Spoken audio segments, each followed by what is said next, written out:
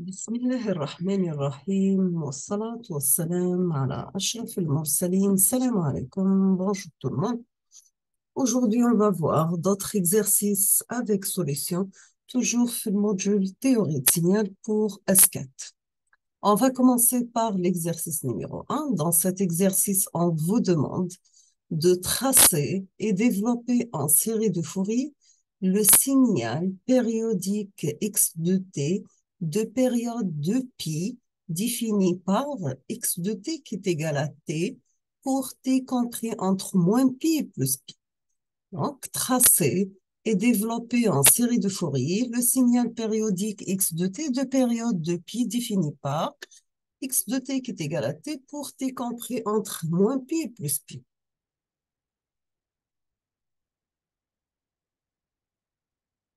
On passe la solution. Donc, premièrement, on commence à tracer notre signal x de t qui est égal à t pour t compris entre moins pi et plus pi. Donc, vous aurez des équations de droite sous cette forme. Donc, pour avoir un signal périodique. On va commencer par vérifier est-ce que notre signal est-il pair ou bien impair. Donc, on va remplacer x de moins t par moins t. Donc, on aura moins t qui est égal à moins x de t. Donc, c'est un signal qui est impair. Si nous avons un signal impair, automatiquement, les AN sont nuls. Maintenant, pour une fonction ou un signal pair, nous avons les BN sont nuls. Pour un signal impair, nous avons les coefficients de la décomposition en série de Fourier AN sont nuls.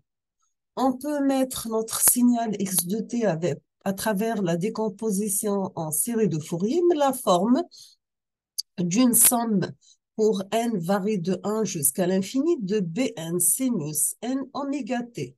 Sachant pour une période t qui est égale à 2pi, on va remplacer oméga par 2pi sur grand T et on va remplacer t par 2pi. On aura 2pi sur 2pi, on aura oméga la pulsation égale à 1. Donc, pour calculer les coefficients Bn, on doit utiliser la formule suivante. Nous avons 2 sur grand T, un intégral entre moins pi et plus pi de x de t par sinus n oméga t dt. Donc, on va remplacer Bn égale à 2 sur t, t égale à 2 pi. On va simplifier le 2 avec le 2, ça reste 1 sur pi. L'intégrale entre moins pi et plus p, x de t, on va la remplacer par t, sinus n oméga t, tous les sinus nt, parce que oméga égale à 1 dt. Ici, on doit utiliser un calcul on doit passer ou utiliser l'intégrale par partie pour avoir calculé les coefficients Bn. On va faire u de t égale à t, donc automatiquement la dérivée de u de t égale à 1 ou bien égale à dt. On va mettre v' de t est égal à sinus nt automatiquement pour avoir la fonction de la asliya qui m'engoule, v de t est égal à moins 1 sur n cosinus nt. On va remplacer dans Bn, donc tous les Bn égale à moins t sur n cosinus nt entre moins pi et plus pi, plus 1 sur pi sinus nt entre moins pi et plus pi. D'accord? عندنا sinus nt entre moins pi et plus pi tend vers 0, donc je يبقى لي moins t sur n cosinus nt entre moins pi et plus pi. On va remplacer t par مرة بالplus pi, مرة بالmoins t. Donc, تولي لي bn égale à moins pi. La même chose maintenant, on va remplacer le t مرة بالplus t, مرة moins t. Donc, تولي لي bn égale moins pi sur n cosinus np moins pi sur n cosinus 1pi. D'accord? Comme cosinus est une fonction paire, donc tout est moins 2 fois pi sur n cosinus 1pi. Là, on peut remplacer cosinus 1pi par moins 1 à la puissance n. D'accord? Puisque cosinus 0, c'est 1, cosinus 1, c'est moins 1, cosinus pi, c'est 1, donc cosinus 2pi, c'est moins 2, ainsi de suite. Donc, pour les paires, égal à plus 1, pour les impairs, égal à moins 1. Donc, on peut mettre Bn, la forme, moins 2pi sur n par moins 1 d'ordre n. On peut en faire entrer le moins ici, donc on aura 2pi sur n par moins 1 d'ordre n plus 1. D'accord? On va remplacer la formule de x de t, puisque x de t, c'est la somme des bn sinus n oméga t.